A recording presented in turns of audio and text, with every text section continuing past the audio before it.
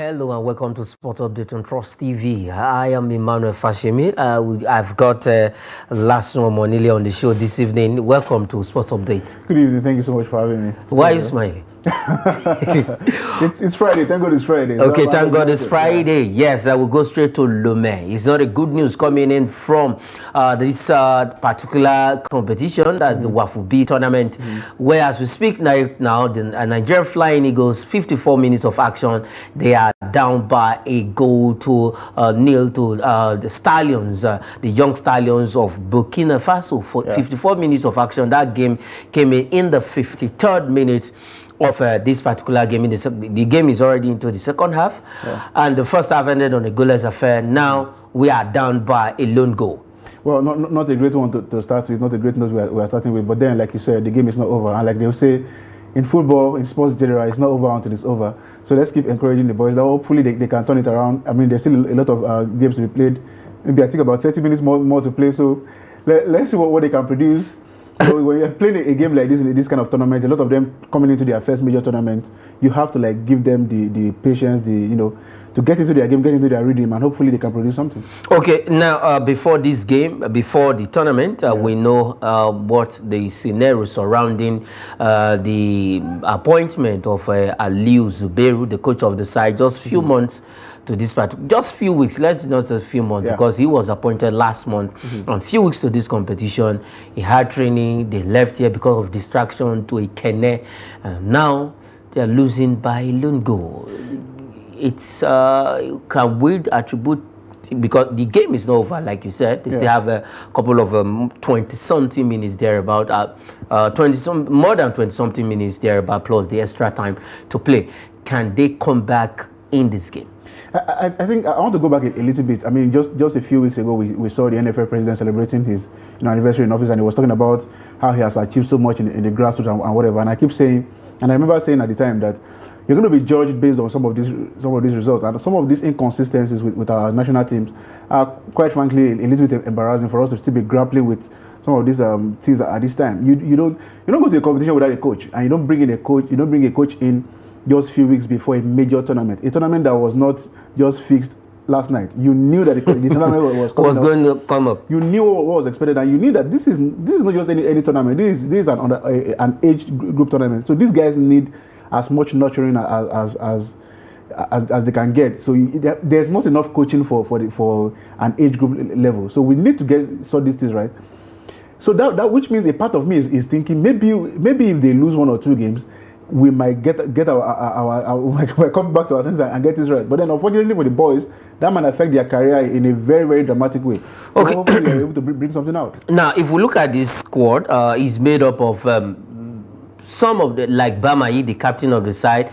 He was there last tournament with the Flying Eagles. He represented at the Under-20 World Cup where we played against Argentina and all that. We still have the goalkeeper in there who is also with the side. But looking at the crop of boys and a different coach entirely, can we attribute that because this is their first game? Yes. They still have Côte d'Ivoire to play in this group. Yes. So 2 hurdles already, they are losing by a lone goal. So looking at all these scenarios, how far do you think we can go? Well, I am like a lot of Nigerians. I'm a perpetual optimist. I always like to think that the Nigerian team can do well and do better than last time. I mean, especially when you consider that we have done so well. When you check our records, both at the African stage and on the world stage, at the Under-20, Under-17 level, we have done quite impressively well. But this is unfortunate, like I was saying. And then on paper, if you're looking at it on paper, Côte d'Ivoire should be a tougher hurdle than Burkina Faso. And we are already losing to Burkina Faso. That's unfortunate. That's like going to face Ahmed Musa's Kano Pillars, and then you are losing to to Quora United, unfortunately. So there are bigger tests in front. And like you said, these are a crop of boys that were just put together. So you just put the boys together, they've not really gelled together in training, and then you just brought in their coach. This is not a great way to start. And like I said, it's going to have a lot of downtime on the psyche of the boys. But I hope they are able to bring themselves together. I hope the coach has the magic words on the timeline to tell them, and then, on the touchline, not the timeline, on the touchline to get them, working again and get them producing results. Okay, get them produce result. Nigeria is down by a lone goal against the Stallions of Burkina Faso at the WAFU B U20 tournament, where it's a prerequisite. It's good where they will qualify, because if you win, you qualify for the AFCON under-20 that will happen next year in South Africa. So one goal it is, that goal coming in the 53rd minute of action right there in Togo Lomé. That is where the tournament is ongoing. That is their first game against Burkina Faso. We still have Cote d'Ivoire to play in that group. We will still come back to that game before we leave the show. Let's move ahead this evening. Let's look at this story. It is a friendly game, but sometimes friendly games gives you points when it comes to rankings with the FIFA. Now, Super Falcons face Algeria in Lagos as NFF calls up foreign-based players. At the initial stage, when this friendly was fixed, the interim coach, that is Justin Madugu, we'll still look at that.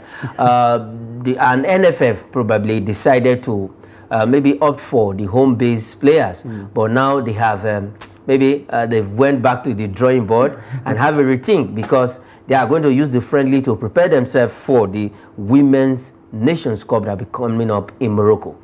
Yes, I think it's a great one that they decided to call in some of the foreign-based players. Like you said, friendly games earn you points in rankings, but not just that, we are preparing for a tournament. And again, that word again, interim coach. we seem to not be getting the basics right in this country, unfortunately. And I hope that we are able to adjust this thing and move away from all these rookie mistakes, if I may. But yeah, I think it's a great one. I mean, I don't think we have won the Women's Nations Cup in a while. We have dominated, obviously. I think yes, we have won 11 or 15, which is, I mean... 11 times. Yeah, we won 11 times, just out of 15, which is mind-blowing. But I don't think we have won anything since 2018, which is unfortunate. So we have to get it right. We have to get the girls, the women, in the right headspace, right mentality, and then get them to play together, get them to understand each other, be able, to navigate some of the hurdles that they might meet at the tournament. Now, we know that Randy Wardrum started something good with these girls. Yes. We saw what he did in the World Cup, even at the Olympics. That's why we lost all our 3 group games, but you could see what those girls, what they did against the likes of Brazil, Spain, and against Japan. Already they thought, okay, they just played that game because they felt it's already over, but they still gave their best. Now, letting Randy Wardrum leave and bringing back Justin Madugu as an interim coach, is it a good decision? They are still shopping, window shopping for a permanent coach. It's unfortunate. Well, I think I'm about to contradict myself about something I've held on this show for a very long time. I have said that Nigerians should coach Nigerian national team, but you have to hand it to the former coach. He was exceptional. And if you're going to judge the Super Falcons by the Olympics, I mean, remember the kind of teams they played: Brazil, Spain. I mean, these are world beaters and world champions. So I think it would be unfair to judge the man by just those 3 matches. And those 2 teams you mentioned went straight to the final. Of course. I mean, that tells you the caliber of teams that we played. These are people that go into competition and you expect them to be favourite just out of the gates. So I don't think it was fair to have let him go. And then to bring in an interim coach, I have never been a fan of interim coaches in football. You have to, the coach there has to have a sense of balance, a sense of, this is my job, this is what I need to do, not just whatever happens and then I'm out of the door in a week or 2. And then remember, there's a competition coming in just in a few months. When you say next year sounds like it's far. We just have a few months. Just a few months to go. In another 2 months now, we'll be counting down to the year. So these matches are very important. Getting stability into the team is very, very important at this time. So if we're going to give this man a permanent deal, let's give him a permanent deal and let's see what he does with the ladies. Okay, let's see what he does with the ladies. NFF actually organized this friendly to prepare the ladies for the WAFCON, that is Women Africa Cup of Nations in Morocco. Initially, it was the home-based players would have executed this game, but it is now a U-turn from the NFF to invite the foreign-based players to execute this. Let's see what happens if Justin Madugo will be the coach to take the girls to the Nations Cup, or probably they are still doing window shopping, like I said, until we get a substantive coach for the Super Falcons. But in my own opinion, they would have renewed the contract of Randy Wardrum. All right, let's leave that story. Still talking women's football. This time around, let's come back. Still dwelling on the continent. This time around is club football. Yes, just this afternoon, the draws were conducted in Cairo. And yes, Queens, Nigerian representative, and West African region representative at the CAF Women's Champions League know their opponent, and they will be playing against Mamelodi Sundowns ladies in their group, defending champions. But for the very first time, I have confidence in our guests going into this competition. You do? Seriously. That's brilliant. Seriously. I never gave, okay, at first, when Rivers Angels got there, I believe because of what we have done on the continent of Africa in women's football, I believe Rivers Angels was just going to have it rosy, but my hopes were dashed. They lost all their group game. Okay, they were able to just win one game. They lost in the group stages. And Bayelsa Queens went there against all odds, came back with the bronze medal. But for the very first time, I'm looking at Edo Queens like a team. Judging by what they did at the WAFU B tournament, I'm looking at them like a team that will go far. Of course, I don't want to sound as though I'm pessimistic. I'm a huge fan of Nigerian football. I'm a huge fan of Edo Girls. I'm a huge fan of what they've done. I'm a huge fan of how far they have come. But when I saw the draw this afternoon, I have to tell you,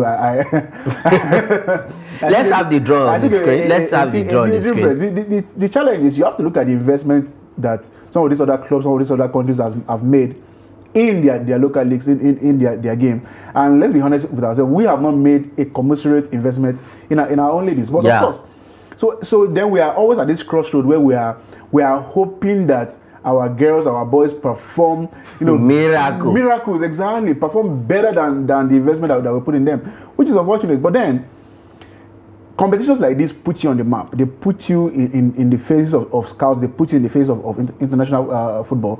So hopefully our girls are able to do very well. But don't get me wrong, it's going to be a very, very tough one. But then to beat the best, you have to beat the best. So I'm obviously rooting for them. And I'll be in Group A, we have AS4 of Morocco. That is the host. We have Girls de la Médiane of Senegal. We have TP Mazembe, DR Congo, and University of Western Cape Town, South African team. University team. And then in Group B, we have Edo Queens. That is where Nigeria is.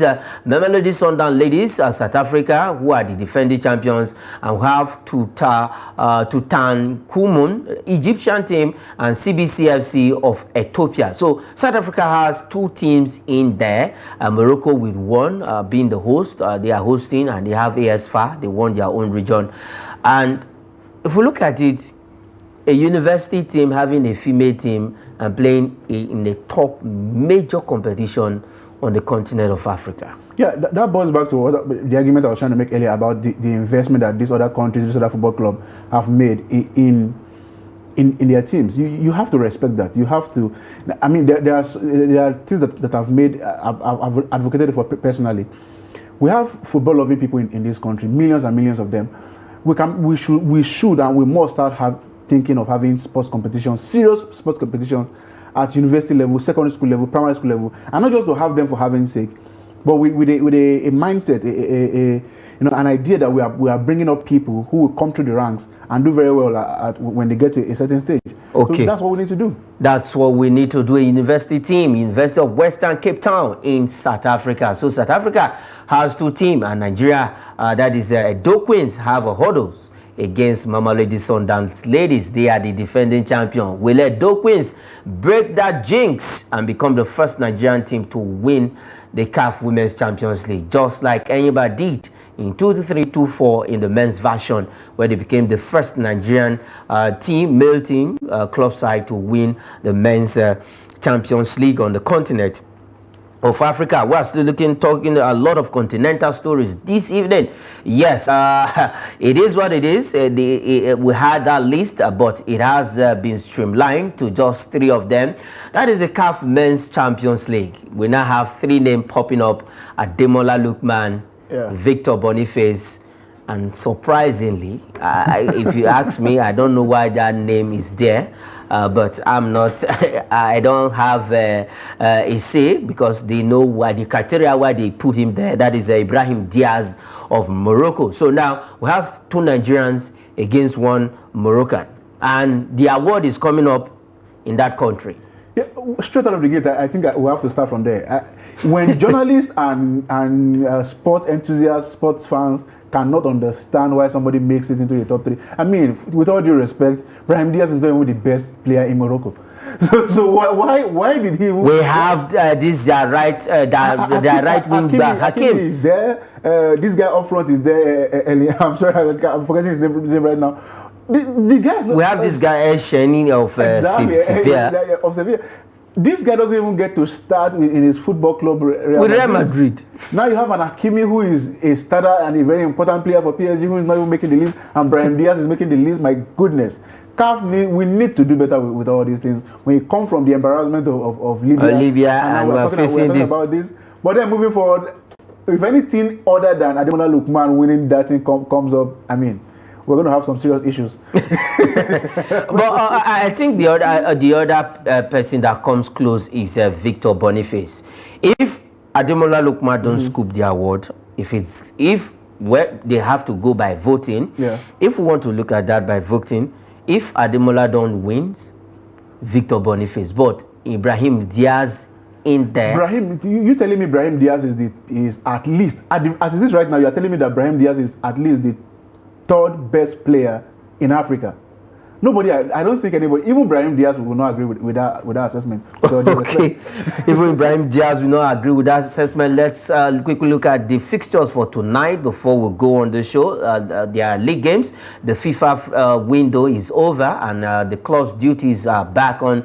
In La Liga, we have Deportivo Alaves against Real Valladolid. Borussia Dortmund will take on St. Pauli, that is in the German Bundesliga. And then in the French Ligue 1, we have AS Monaco against Luxley. All right, the last story before we go. Yes, she has been doing so well. That is Ezine Kalu signs for China basketball club Zhejiang. That is a basketball club in China with just a brief stint. And we know that Ezine Kalu is of the D Tigress of Nigeria. Definitely, this lady, before we go away, she has just one word for Ezine Kalu so that we'll just go out of the show. Good luck to her, and I hope I'm cheering for her. It's a great move. She has done well for her country. She's doing well for her club right now. I wish her all the best, actually. Okay, we wish her all the best. Ezine Kalu with a brief stint in China. Let's see what that comes up for her. And for the tennis lovers, Rafael Nadal is going to enjoy the farewell when the Davis Cup come calling. All right, that is where we'll leave it on the show this evening. Last one, it's good to have you. Thank you so much for having me. It's a great pleasure. Thank you. All right, that is it on the program. The Flying Eagles are still down by a lone goal in Lomé as we speak at the WAFU B tournament. All right, that is it. Thanks for watching.